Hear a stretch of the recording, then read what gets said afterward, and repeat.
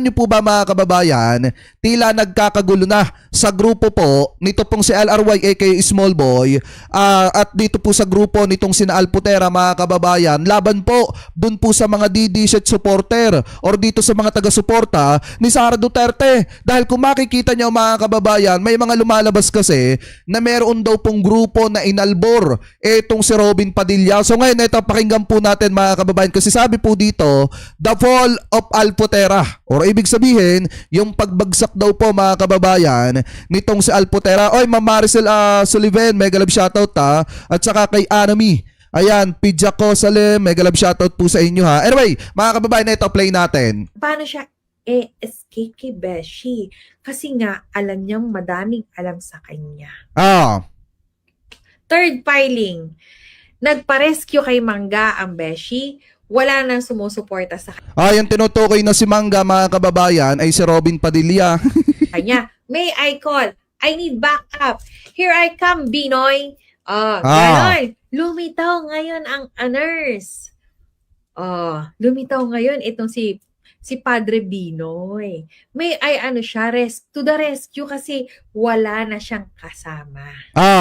Iniwan na siya ng grupong Alputera. Kailangan niya ng kasamang pupunta ngayon doon sa SC.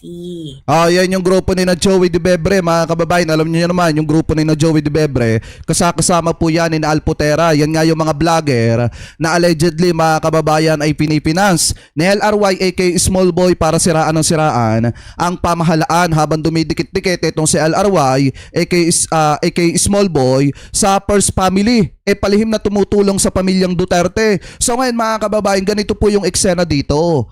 Nagkaroon po ng hindi pagkakaunawaan sa grupo nitong si Alputera mga kababayan na naging dahilan ng pagkakawatak-watak po nila. At ngayon, mayroong mga kasamahan doon sa grupo ni Alputera ang inalbor ni Robin Padilla at yun po yung kasama ni Robin Padilla na nag-file ng petition doon po sa Korte Suprema kung matatandaan nyo po ngayon. So ngayon, noon mga kababayan, so ngayon kung mapapansin nyo, nagkaroon ng inggitan sa loob ng grupo ng mga DD-shit na naging dahilan kung bakit sila po ang nag-aaway ngayon mga kababayan at sila po ang nag-uupakan ngayon dyan po sa grupo ng mga Duterte. Kaya nga kung titingnan nyo mga kababayan isipin nyo po mabuti. Di ba naglabas etong si Ramon Tulfo ng balita na nagsarado na daw po ng gripo yung mga financier, yung mga nagpa-fund dito po sa mga kaalyado ni dating Pangulong Duterte. Dahil nga mga kababayan, hindi na po nagugustuhan yung nangyayaring gulo sa pagitan ni na Alputera na allegedly pinipinance nitong si LRY aka Small Boy at sa grupo naman mga kababayan nitong sina Hanelet Abansenya. Dahil nga nagkakaroon ng pagsiselos mga kababayan. So ngayon, merong pinili. Etong si Robin Padilla, which is nga mga kababayan, etong mga vlogger na tumiwalag dito po kay Alputera. Bali nga kung mapapansin nyo, di ba noon 2 grupo lang yung nag-aaway. Ngayon 3 na sa grupo po ng mga DD supporter at vlogger. Anyway, tuloy pa natin. Ang kasama niya yan, si Triangulo, yun lang. Pero the rest wala na. So, lumitaw ngayon itong si Padre Binoy, di ba? Si Robin Padilla. Ayun na nga, napagtanto-tanto kailangan ko to. Sabi ko, kailangan ko malaman ang story behind what happened to them. Yun. What happened to them? Ngayon, nung time na nagbabanta, okay? Nung time na nagbabanta, ang beshi ng bayan na lahat ikakayo mawawala. Ganyan. Ang pinatatamaan na major sponsor o ang kanilang di ba pera pinag-aawayan nila? Galing doon sa mga financier. Ito pa lang si nurse. Si Alpot. Alputera. Si Alpot. Base yan sa source natin. Reliable source. Pera pinag-aawayan nila. Triangle, ikaw ba yan? Di ba? Oo. Siyempre, ikaw ba naman ipinance ka ni LRY aka Small Boy? tapos paanda rin yung grupo ni Alpotera. Kahit sino talaga mga kababayan, pag pera yung pinag-uusapan, talagang magkakagulo. Ganon yung mga DD shit at ganon yung nangyayari sa kanila ngayon. Nag-aaway-away po sila dahil dun sa pera na nakukuha po nila sa mga sponsor nila. Anyway, ituloy pa natin. Yun. Ang sabi niya nga, di ba, lahat kayo na nakinabang dito sa major na to, sa inyong na to, sa principal nyong to, lahat kayo tatamaan. Sisiguraduhin ko lahat kayo mawawala. Pati ang principal ninyo. Oh. Kasi nga, nakuha. Meron siyang pinangahawakan dito kay Alpo. Ano yun? Ano yun? Itong si LRY ba yan? 20 na evidence. Nako. Yun. Kasi nga, kaya siya nagagalit, tumiwalag na. Ramdam niya na tumiwalag itong si Alpo. Oh, di ba? Yun. Oh, nagigets niyo na. Base yan doon sa kasama niya na nagkukwento dito. Oy, di ba? Shout out, Triangle. Grabe, no? Yun yung story nun. Okay, na ang pinag-iisipan kasi natin, ang pinag-iisipan natin principal is si BP, di ba? Hindi pala. Ang principal, ito pa lang si Alpo. Na talaga di ba? namang- Alam nyo na mga kababayan. Matagal natin sinasabi yan. Si Alpotera ang nagpapagalaw nung mga vlogger dyan na iba sa grupo ng mga DD shit mga kababayan at allegedly ang nagpipinance dyan ay si LRY aka Small Boy. Ito mismong DD shit na nagsabi mismong DD shit vlogger na nagsabi na ganun nga ang kalakaran dyan mga kababayan. Siyempre hindi nagkasundo sa bayad kaya ang ending mga kababayan sila po ang nag-aaway. Nagbigay sa malalaking grupo para madami silang lahat. Ah. Ngayon, wala na sumupo, wala na yung mga lalaking grupo na yun at hindi na nga binibigyan nitong si Alpo. So ngayon, yun yung time na sinabi niya, kahit na yung principal nyo, hindi Alam nyo mga kababayan, yung sinasabi dito malalaking grupo, yan po yung mga maisog. Yan yung mga nagsasagawa ng mga maisog rally. Yan po ay funded. Pinipinance po yan. Di ba kayo nagtataka? Kahit nagmumukhang tanga na sila dun sa EDSA, kakarali laban kay Presidente, kay PBBM, tuloy-tuloy pa rin sila. Kasi nga mga kababayan, may nagpipinance May tao nagpapaikot sa mga yan at yun nga ay si Alpotera. At allegedly, ang nagpipinance dyan, si LRY aka Small Boy. So ngayon ituloy pa natin. di kurungan yan. Lahat tayo mawawala. Di ba? Yun. Oh, that's the fall of Alpotera. Di ba mga kababayan?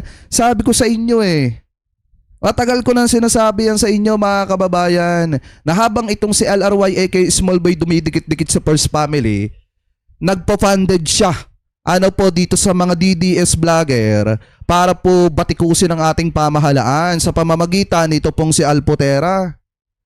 Ngayon, hindi na sila nagkakasundo kasi nga mga kababayan, siguro hindi na nagbibigay ng pera itong si Alpotera kaya isa-isa na po nilang iniiwanan ito pong si Alpotera. At ngayon mga kababayan, yung mga vlogger na kumalas kay Alpotera, yun naman po yung sina Joey De Bebre na sinamahan at inarbor naman ni Senator Robin Padilla. Kaya nga kung mapapansin nyo, kasama nila si Robin Padilla doon po sa Korte Suprema nung nag-file sila ng petition. Yung mga signature mga kababayan, yung nakalap nilang signature doon sa kanilang isinagawa na signature caravan. So yun mga kababayan. At least unti-unti nang lumalabas at naliliwanagan ang mga kababayang Pilipino po natin. Pero speaking of arbor, ito pa ang isang nakita natin mga kababayan. Ayon po dito sa Politico, basahin po natin Arbor na lang, NBI chief rejects appeal for Mike Defensor over Pasig KTV raid mga kababayan. Ibig sabihin may sumusubok alboren o arboren, ito pong si Mike Defensor. So basahin po natin itong isinulat ni Belly Vegas mga kababayan dito po sa Politico. Sabi po dito, National Bureau of Investigation NBI Director Melvin Matibag admitted receiving calls seeking favors for former Anak Kalusugan Representative Mike Defensor over the raid on a family KTV in Pasig City allegedly used as a front of prostitution mga kababayan. So ibig sabihin may tumawag daw kay Mike Defensor at sinusubukang alburin mga kababayan o arburin. Ito daw pong may tumatawag kay NBI Director Melvin Matibag at sinusubukang arburin mga kababayan. Ito daw pong si Mike Defensor. Ano po patungkol po dun sa na-raid na KTV bar? So ngayon ituloy pa natin. Sabi pa dito, in an interview on Billionario News Channel, On Point, award-winning broadcast journalist Corino Sanchez Rojas said Matibag, kung may tumawag po sa inyo, direktor, o titigil o daw si Mike, hindi na daw tayo babanatan. Baka kailangan mawala yung kaso. So sabi dito mga kababayan, sabi daw kay NBI Director Melvin Matibag, kung may tumawag kung may tumawag po sa inyo, direktor, o ititigil na daw ni Mike yung kaso, huwag daw hindi na daw babanat. Ibig sabihin sa pamahalaan, baka kailangan mawala na yung kaso o baka kailangan i-dismiss na mga kababayan o iurong na ng NBI yung kaso laban po dito sa pamilya ni Mike Defensor. So ngayon ituloy pa natin. Sabi daw ni mga kababayan ni Mike Defensor, katunayan po may mga tumawag na po, Ma'am Corina. Pero sabi ko, he has to face the music, Matibag said. So ibig sabihin, kahit anong pag-aareglo mga kababayan o sumusubok na arburin, etong si Defensor mga kababayan dito kay NBI Director Matibag, isa lamang po ang sinasabi ni NBI Director Matibag, kung hindi, dapat harapin ni Mike Defensor yung problema na pinasok po nila. Sa madalit salita mga kababayan, harapin na lamang ng pamilya ni Mike Defensor yung kasong isasampa laban po sa kanila. So ibig sabihin, hindi nila maareglo. Ito pong si Mike Defensor. So sabi pa dito mga kababayan, basahin pa natin sabi pa daw ni Matibag, pinasok mo yung ganyan, huwag kang magalit sa akin na makasuhan yung asawa mo, anak mo, dahil hindi naman ako ang naglagay sa kanila sa ganyang sitwasyon. Alam mo naman na ganyan yung trabaho ng kumpanya. Bakit inilagay mo pa sa sitwasyon na yan yung pamilya mo? He added. Sabi pa dito, at the same time, Matibag said that Defensor defends that the raid was politically motivated, giving a wrong signal to the public. Sabi daw ni Matibag, sinabi po ni Mike Defensor, that is the perfect surge na siguro ngayon na mahirap ngayon. May krisis, bakit nang inaasikaso, hulihin kami na mga kalaban ng gobyerno, the NBI chief said. Sabi daw mga kababayan dito, alam ho ninyo, it send the wrong signal to those criminal who want to do criminal act. Kasi kung ikaw pala gusto mong gumawa ng criminality, ang gagawin mo na rin lang, kakalabanin mo yung gobyerno openly, tapos sasabihin mo pinupolitika ako kaya ako hinuhuli. Kung gumawa ka ng illegal, dapat papanagutin ka. Ano po, yan po yung sabi dito mga kababayan ni NBI Director Matibag. So ibig sabihin, may sumusubok pala na arburin mga kababayan itong si Mike Defensor. At halimbawa mga kababayan, siguro yung mga kondisyonis dyan, mananahimik na itong si Mike Defensor at hindi nababanot sa pamahalaan, basta iurong lang yung kaso. Pihado ganyan yung mga napapag-usapan mga kababayan allegedly. Ano po, pero dahil nga matigas itong si NBI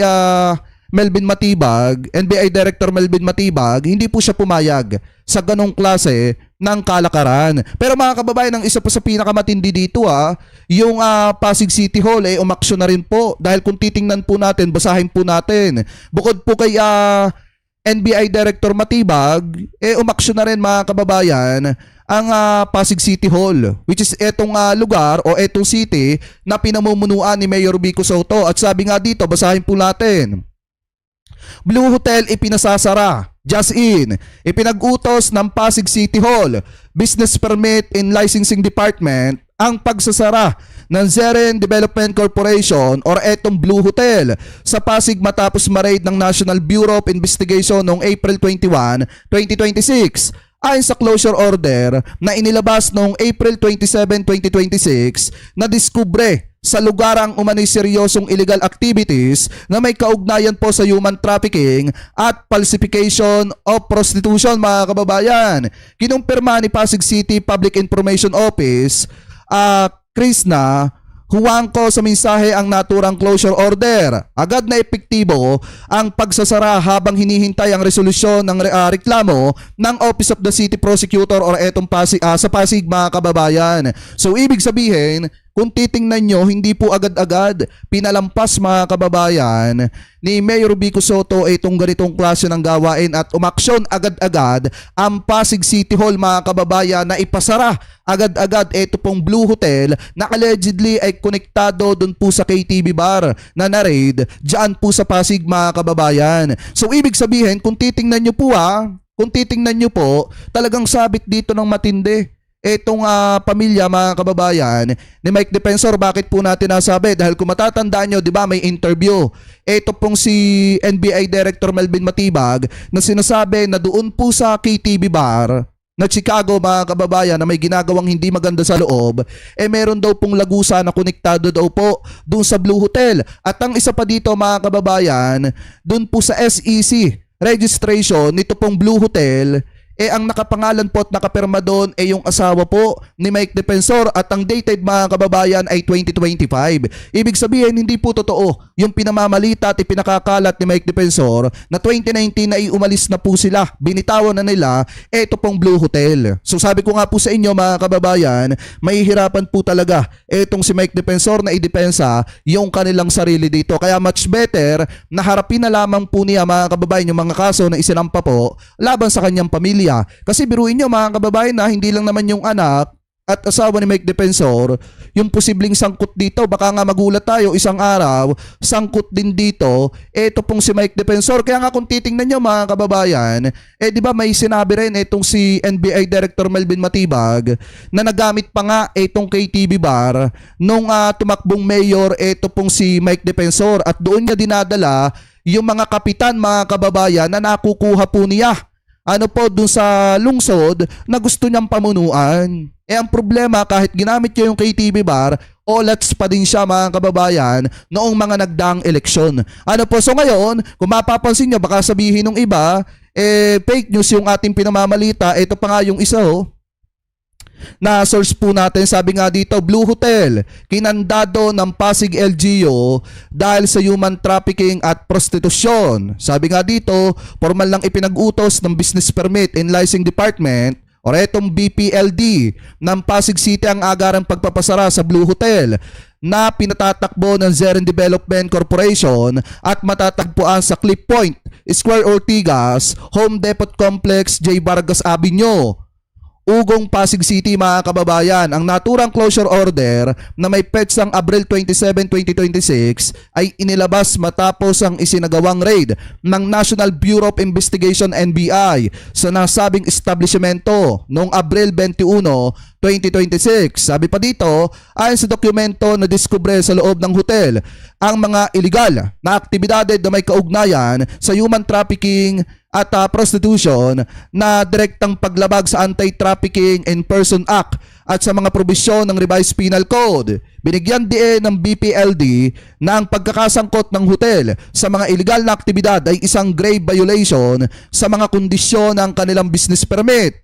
Pending the resolution of the complaint by the Office of the City Prosecutor Pasig and in the interest of the public welfare and safety, this establishment, Zeren Development Corporation or etong Blue Hotel Pasig is hereby order close. Pahayag ng BPLD mga kababayan. So ibig sabihin, talagang pinasarado na ng tuluyan ito pong Blue Hotel na allegedly ang presidente o chairman ito pong asawa nito pong si Mike Defensor. Kaya kung mapapansin nyo mga kababayan, ang gagalaiti ngayon ito pong si Mike Defensor kasi mga kababayan, talagang malaking problema po sa kanila ito kasi yung kita nila talagang hindi lang basta mawawala, kung hindi malaki po talaga ang mawawala sa kanila buhat nung naipasara ito pong Blue Hotel mga kababayan. Biruin nyo ba naman? Ikaw ba naman mga kababayan, 2.5 per night? Di po ba? Laking kita niyan. Kung araw-araw, marami ang gumagamit mga kababayan ng KTV bar, tapos marami nag-check-in dito sa Blue Hotel, talagang napakalaki po ng kinikita niya sa bawat araw. Gaya nga ng sabi ni NBI Director Melvin Matibag, talagang milyon po ang kinikita niyan kada araw. Ngayon mga kababayan na ipasara na, di malaking problema po yan kina Mike Defensor. Hindi nga lang basta ipasara kung hindi may kinakaharap ding kaso, ito pong sina Mike Defensor. Kaya nga mga kababayan, kung titingnan nyo yung mga kaalyado po ni Mike Defensor, galit na galit, katulad itong si Greco Belhica. Ano ba yung sinasabi ni Greco Belhica dito mga kababayan? Sabi ni Greco Belhica, Mr. President, yamang nasimulan nyo na ang pagpapasara ng mga prostitusyon. Dance di umano, tuloy-tuloyin nyo na. Ang dami sa Quezon Boulevard, Araneta, Soler at iba pang sugalan at karaoke bars.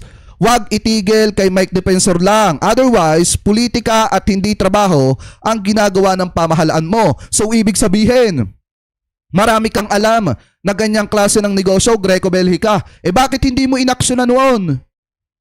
Nung ikaw ang nasa kapangyarihan, nung panahon ni dating Pangulong Duterte, bakit hinayaan nyo na mamayagpag yung mga ganyang klase ng negosyo? Diba? Isipin nyo mga kababayan, ang lakas ng loob na magsalita nito pong si Greco Belhica, samantalang inutil naman siya nung panahon ni dating Pangulong Duterte.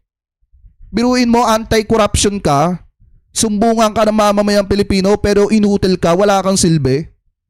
Diba? Kaya nga ngayon, kung mapapansin nyo, nagsasalita ngayon, ang tanong, may naniniwala pa ba dito? Biruin nyo, ang dami mo palang nalalaman na mga ganitong klase ng aktibidades at mga karaoke bars, o bakit hindi mo inaksyonan nung panahon ni dating Pangulong Duterte?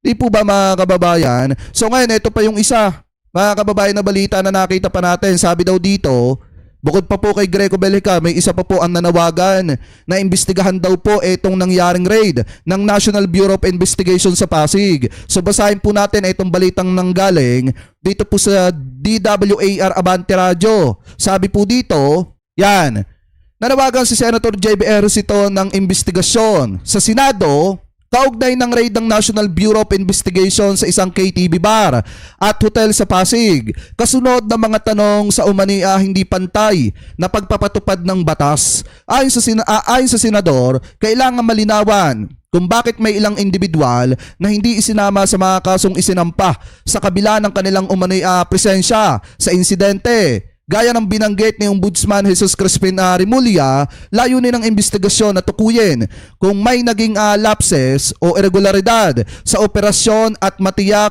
ang pagpapatupad ng batas ay patas at naayon sa umiiral na mga panuntunan. Biruin niyo mga kababayan, bakit pagka doon sa mga kaalyado ni Sara Duterte, ang bilis nilang magsagawa ng investigasyon? Bakit mga kababayan, pagdating doon sa pananagutan sa mga kasamahan niyang senador na sinampahan ng ethics complaint, nagdadalawang isip pa sila kung aaksyonan ba nila or hindi, kung magsasagawa ba sila ng hearing o hindi. Diba, kung tutusin mga kababayan, itong usapin na ito, tapos na po ito dahil pinatunayan naman talaga ng NBI na ginampanan nila ng maayos yung kanilang trabaho. Di po ba mga kababayan? So ngayon ituloy pa natin. Sabi pa dito, basahin pa natin. Malabo daw, sabi ni Senator J.B. Ejercito. At pumalag daw mga kababayan itong si J.B. Ejercito sa paratang na protector daw po nitong si Mike Defensor. So basahin natin. Sabi pa dito, maring pinabulaanan ni Senator J.B. Ejercito na protector siya ni dating Kong Mike Defensor. Kasunod ng raid na isinagawa ng National Bureau of Investigation NBI, binigyan din niya na ang kanyang pahayag ay maling interpretasyon ng mga taong bumasi lamang sa headline at hindi sa buong detalye ng mga ulat. Parang ganoon na rin yun mga kababayan, kung iisipin nyo, mag-aaksaya ng pera tayo para lang imbestigahan itong isang issue na nakita ng sambayan ng Pilipino nung ni-raid na talagang naando doon sa video mga kababayan na walang ginawang irregularidad. Ito pong NBI at ginampanan lang nila yung kanilang trabaho. Isipin nyo mga kababayan, mag-aaksaya pa ba tayo ng pera dyan? Gaya nga ng sabi ni Mike Defensor, maraming usapin ang mas mahalaga na dapat pinagtutuunan ng pansin ng Senado. Yung ginawa ng NBI, ginawa lang nila yung trabaho po nila at yung mandato nila. Na imbestigahan at tulihin yung mga gumagawa ng hindi maganda. So ngayon ituloy pa natin. Sabi dito, mukhang di na naman ako naiintindihan ng ilan tungkol sa raid ng NBI. Protector pa daw ako ngayon ni Defensor. Labua, ani ni J.B. Ejercito. Nilinaw ng senador na buo ang kanyang suporta sa isinagawang raid ng NBI, lalo na't may mga iligal na aktibidad na natuklasan sa operasyon. Sabi daw ni JB Ejercito, ako ay nagpapaalala lang na di dapat makalusot, lalo na ang mga mayayaman at makapangyarihan na nasangkot. Sana basahin ng maigi, hindi ang titulo lamang ng article sa adpa niya. Matatandaan na nawagan itong si JB Ejercito, mga kababayan, ng isang investigasyon sa Senado kaugnay ng isinagawang raid ng NBI sa isang KTV bar at hotel sa Pasig City. Nagsampa ang NBI ng patungkol sa ipinagbabawal na bato na kaso at human trafficking complaints laban po sa asawa at anak nito pong si Defensor kaugnay ng establishmentong ni-raid ng ahensya. Sabi pa mga kababayan dito, mariin nang itinanggi ni Julie Defensor, asawa ni Mike Defensor, ang pagkakasangkot niya at ng kanyang anak sa human trafficking. Sa isang opisyal na pahayag, tinawag ni Julie Defensor na baseless at malicious ang mga aligasyon laban po sa kanila. Iginit niya na wala silang anumang koneksyon sa nasabing establishmento o isang operasyon nito. Hinamon din ni Julie Defensor si NBI Director Atty. Melvin Matibag na itigil ang paggamit sa kanila bilang collateral damage sa personal o political na sigalot umano nito kay Mike Defensor, mga kababayan. Uulitin ko, wala pong personal na problema. Ito pong si NBI Director Melvin Matibag dito po kay Mike Defensor. At uulitin ko din, mga kababayan, na hindi po namumulitika itong si NBI Director Melvin Matibag dahil ginagampanan lamang po niya, mga kababayan, yung trabaho na mandato po niya. Kung titingnan nyo, yung trabaho po ng NBI mag-imbestiga at magsampa ng kaso at hulihin yung mga kriminal. So ngayon, wala akong nakikitang masama sa ginawang operasyon, mga kababayan, ng NBI. At doon naman po sa issue na sinasabi na baka may nakalusot na mga mayayaman at malalaking tao, meron pong paliwanag dyan.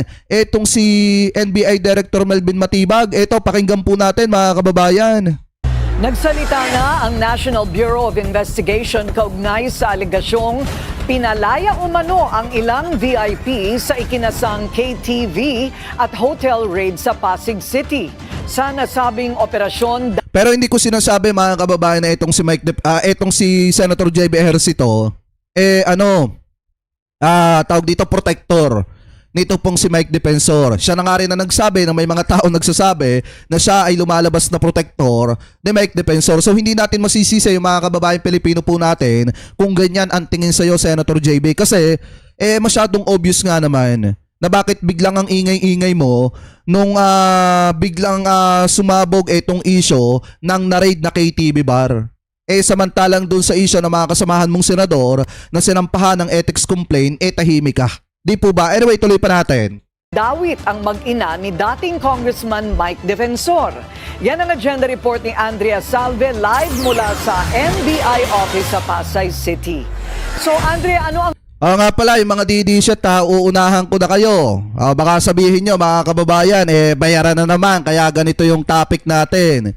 Nga pala, mga kababayan, ngayon pa lang sasabihin ko, hindi ko na po kailangan magpabayad. Kasi kita nyo nga, dito pa lang, paldo na ako. At saka ito, may padala si Boss Mike na bago. Ayan Diba, mga kababayan, dyan pa lang, paldo na ako. Bawat isa niyan, 1 billion yung laman Kaya mag-alala, ambunan ko kayo. ang paliwanag ng ahensya?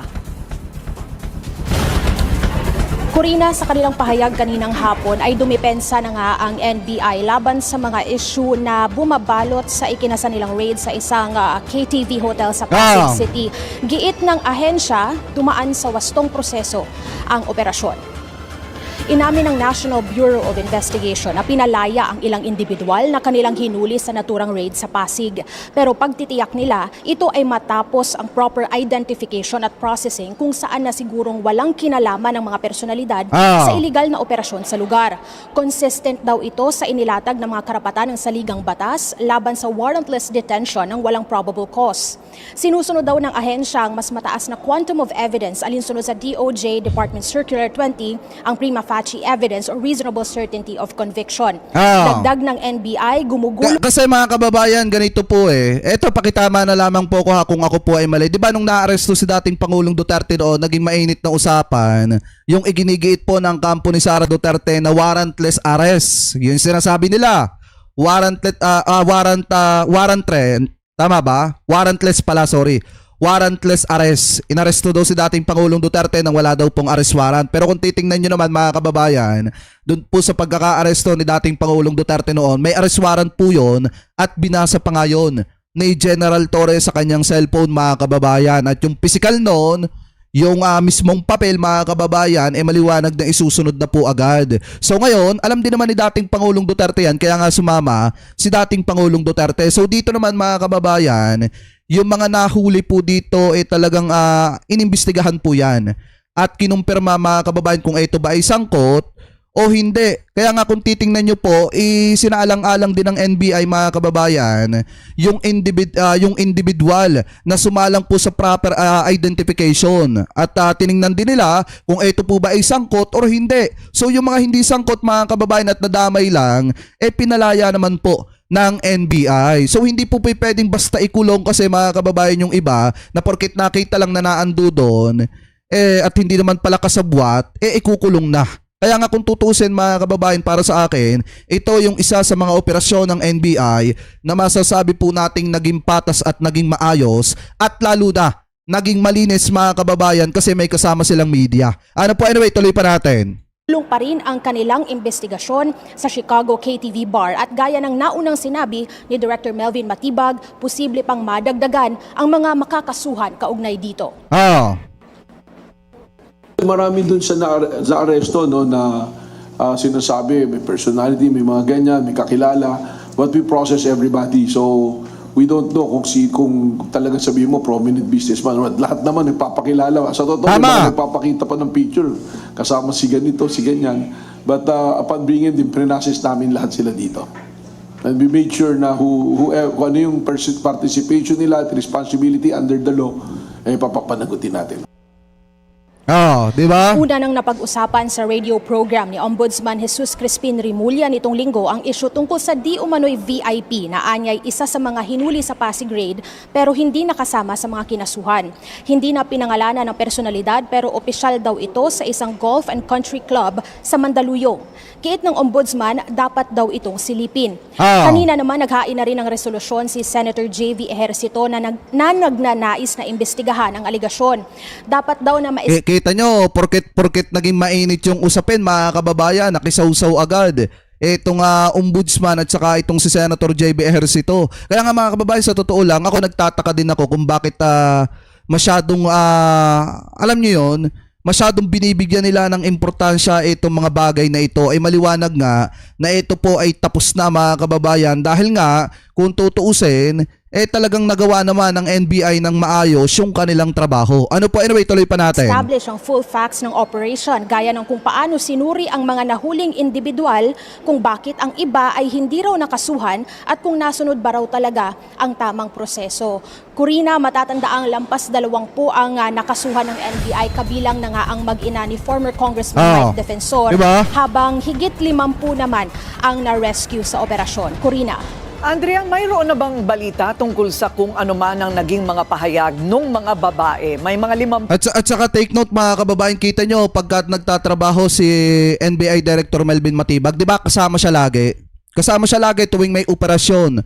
At napakalinis mga kababayan ng operasyon nila. Bakit? May mga body cam And then bukod sa may mga body cam sila, may mga kasama din silang taga-media na mismong nagko-cover nung pag-aresto o pagsalakay nila mga kababayan sa mga nire-raid po nila na mga establishmento na may hinihinalang may ginagawang hindi maganda. Diba? Kaya nga napakalinis ngayon ng trabaho ng NBI. Kaya isang malaking good job mga kababayan sa NBI ngayon. Sobrang malinis ang trabaho. O hindi ba na sinasabi nilang naisalba nila? So, tila itong mga babaeng ito ang makapagpapatunay kung ano talagang pinagagawa sa nila doon. Tama! Corina, ayon naman kay Director Melvin Matibag, ay naproseso rin yung mga babae at nakapagbigay rin ng kanilang mga testimonya sa authorities. Corina. Okay, maraming salamat. Andrea Salve, nagulat ng live mula sa NBI sa Pasay City. So ngayon kung mapapansin nyo mga kababayan, sinagot po ni NBI Director Melvin Matibag yung mga sinasabi ni Ombudsman Boying Rimulya, yung mga sinasabi rin mga kababayan nito pong sina Senator JB Ejercito. Pero para sa akin mga kababayan, kung magpapasagawa pa ng investigasyon sa Senado about po dyan, hindi ba napaka-obvious naman na bakit kailangan pa natin mag-aksaya ng pera ng mamamayang Pilipino para lang dyan? Samantalang nung ang pinag-uusapan yung mga complaint laban po sa mga kasamahan niyang senador, ang tahimik niya. Tapos kinakailangan niya pa mag-inhibit sa usapin na yon. Dahil nga mga kaibigan at mga katropa niya.